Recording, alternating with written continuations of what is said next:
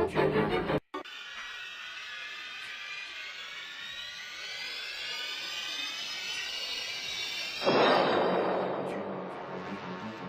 what's up, Dick Legas?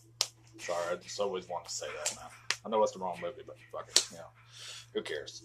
Friday the 13th, Part 2, Pardux, released in 1981. Follow up to the epic fucking badass movie that was Friday the 13th. So why should 1981 be any different? It is. No, sorry. Anyways, yeah, Part 2, it's pretty damn good, I would say it's probably better than the first one. I actually do enjoy it more than the first one.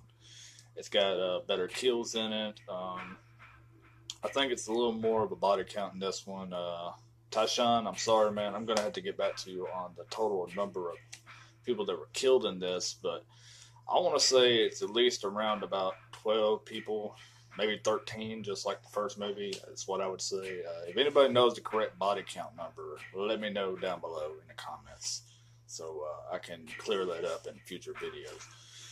But yeah, Part 2, I actually did like it. It's pretty damn good. I like the characters in this one a little bit more than the first one. And speaking of characters, in the opening of this one, you see Alice has now moved out of Crystal Lake, and she's living in some other city, probably LA, New York, something like that. As far away from Camp Crystal Lake as she can be. Alright, but Jason Voorhees, which we're pretty sure that's who it is at the beginning of it when we see him walking down the street or the kid gets done playing in the rain like a little dumbass. He should have been home fucking eating his cereal, watching Ninja Turtles or some shit. His mom calls him off, runs off on his merry little way. And then Jason slowly walks methodically towards this house, and it turns out it's Alice's house. But how the fuck did Jason know where Alice was in Part 2? I mean, he was a child, under the lake and shit when she got knocked out of the fucking canoe. Still, I think that's bullshit. He should have been a grown man. But that's besides the point. How the fuck did he know where she was? Did he look her up in the phone book? Was she in the fucking yellow pages? Did he even know how to fucking read? They never went to school, so he never had any friends. She was everything to him, Mrs. Voorhees. It doesn't make no fucking sense. And there's a few things in this movie I'm going to be pointing out that doesn't make any damn sense. Throughout this whole franchise review series, I'm going to be telling you shit that pissed me off that I think makes no fucking sense. But anyways. Yeah, Alice dies in the first act of this movie, so that shows you how much they give a shit about her character. And it was pretty cool, though, because she improv the phone conversation between her mom. There was nobody on the line. There was nobody talking to her. She did complete improv. So her acting in this was pretty decent. I did like it. And there's a reason why she's only in a few minutes of this movie, because in real life, Adrienne King, who plays Alice, was dealing with a real-life stalker. Somebody that didn't like her apparently in the first movie, or something else she did in acting, they just really didn't like. And this guy was stalking her throughout every city she moved to. He was following her. He was giving her phone calls and all kind of shit, man. The dude was threatening to kill her. It was crazy shit Adrienne was going through. So I feel for the woman, the actress that played her. It's not that I don't dislike her, that I hate her character or whatever. It's just I thought her character was weak and stupid in the first movie. But in this one, still kind of a dumbass. But as a person, I like her. I applaud her for her portrayal of Alice in Part 1 and 2. But I hate to see anybody get stalked. That's just terrible. It's horrible, man. The way people get so obsessed and crazy over these fucking movies. They can't just let people live their lives. But anyways, yeah, so Alice did improv in this, and the death, the way Jason stabs her in the head with the fucking screwdriver, I think is what it was, and then placed her head on the oven, with the stove. And also you get a cameo of Mrs. Voorhees in this with her head in the fridge. That was pretty cool. I like that. That was a pretty nice touch. But if I had to say my favorite kill out of this movie would probably be the bed kill with Jeff and Sandra in the bedroom when Jason comes up later on towards the end of the movie and spears them while they're fucking. And that's a continuation, though, trending thing in the Friday movies, that Jason continuously fucks people while they're fucking, not in the literal sense, but he just really fucks them up. So I guess you could say they come and go at the same time, you know. So Jason has a bad habit of really screwing with people when they're trying to get the rocks off, you know. So bad timing, I guess. But that kill's pretty sweet, and like I said, some of the characters in there are pretty memorable. You got Ted, the redheaded ginger Richie Cunningham looking motherfucker, you know, skinny ass guy. Which Ted was smart as hell. I will say that. People can say what they want about Ted, but he was smart because he stayed drunk at the fucking bar at the end of part 2. You know, when they all go up to the bar at the end of the movie, he decided to stay. You know, when Jenny and Paul went back to the camp to, I guess, smoke some weed and, you know, do the nasty in the cabin. But Ted was smart. He stayed there. You know, he found out it was after hours and he said, fuck yeah, I'm staying here. I'm getting drunk and I'm going to go home with that bartender later and do my thing. So, got to give Ted props for that. Let's see. A few other characters in this that I like. The sheriff. I liked his death. Which, this also came out the same year Halloween 2 came out. Throughout my series, you're going to see a bunch of parallels between the Halloween franchise and the Friday franchise, because there's a lot of them. But yeah, both films came out the same year, I think. And you see the sheriff get stabbed in the back of the head with a hammer by Jason in Jason's shack, which this sheriff was so out of shape and way overweight that couldn't they have gotten someone younger to play the sheriff in this? Like, instead of this overweight, middle-aged guy running through the woods like he just ain't ran a day in his life, and he's been eating nothing but donuts and drinking coffee every fucking day. Because this motherfucker, as soon as he gets out of the car, he's out of breath before he gets halfway through the woods. He stops to fix his hair, and then just keeps running, you know, and just, by the time he gets to the fucking shack, he's out of breath, you know. It's just funny. And then when Jason nails him in the back of the head with a hammer, it's awesome shit. The look on his face is like, that part was awesome. Jason's shack is really cool, though, how they set that up. And they paid perfect homage to that in the video game. You know, the complete detail, identical, man. Let's see. The music, once again, in this movie is pretty decent. The score is pretty much the same, just vamped up a little bit more. A little more orchestra to it, you know. I really liked that. I thought that was pretty damn awesome. And there's, like I said, some things about this movie that doesn't make sense. And I'm about to get to that here in a minute. But a few things I want to touch on is the character of Crazy Ralph. Alright, I didn't mention him in the first review for part 1 because I wasn't thinking about him.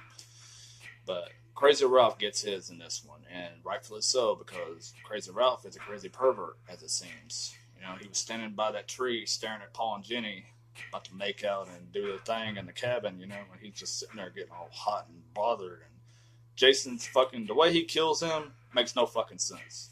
He grabs the fucking rope, or barbed wire, I think it is, yeah, and throws it around Ralph's neck and strangles him to death. But, correct me if I'm wrong, the tree that Ralph is standing behind, or in front of, looked like it was about a good 10, 15 feet off the fucking ground. So how the fuck can Jason get a barbed wire rope and go all the way around the rope, all the way around the tree, and strangle this motherfucker to death? Explain that shit. Go ahead. Yeah, you can't, can you? Neither can I. Makes no fucking sense. How can you get a damn barbed wire thing around a fucking tree, all the way around that son of a bitch? You know, I'm gonna stop. Because that will just take up the rest of the video if I keep on.